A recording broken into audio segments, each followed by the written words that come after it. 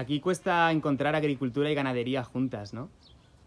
Sí, sí, la veo más separada. Sí, una parte así especializando, quedando en la ganadería y la otra en la agricultura, horticultura. Yo trabajé ahora durante años más en los ciclos completos, por ejemplo, algo como tú lo tienes aquí. Ujú. ¿Y contracción animal? Así hubo iniciativas, así, por unos así explotaciones hasta más grandes, así empezaban a plantearse de volver a la atracción animal. ¿Por qué se plantea volver a la atracción animal? Hay que entender que para nosotras así el suelo dentro de la agricultura ecológica es nuestro centro del universo. Giramos alrededor del suelo así como alrededor del sol. Es así el concepto básico que trabajamos.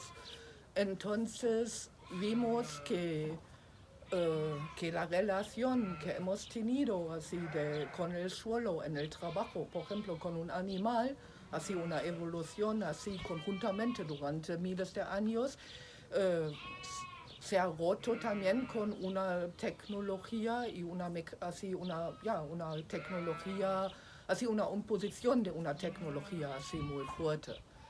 Y el segundo aspecto seguro es importante que el suelo es como una columna, así, con un montón así de funciones que hacia el futuro necesitamos de recuperar, trabajar con toda esta capacidad y todas estas herramientas que ofrece el suelo y que con más respeto lo tratamos, mejores resultados lo vamos a tener. Liebe Freundinnen, liebe Freunde, liebe Kolleginnen und Kollegen, die in Deutschland oder die auch hier in der Umgebung leben, wir befinden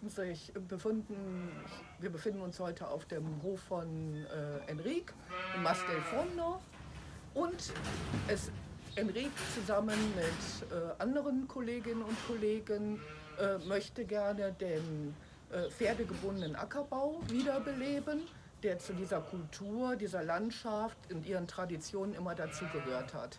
Und dazu wurde eine Seite bei Goteo fürs Crowdfunding installiert, die ihr gerne und hoffentlich bald einmal besuchen werdet. Ihr werdet auch mit einigen Geschenken dort halt überrascht, je nachdem, wie viel Geld ihr gerne investieren möchtet. Also ich bitte euch, unterstützt die Initiative.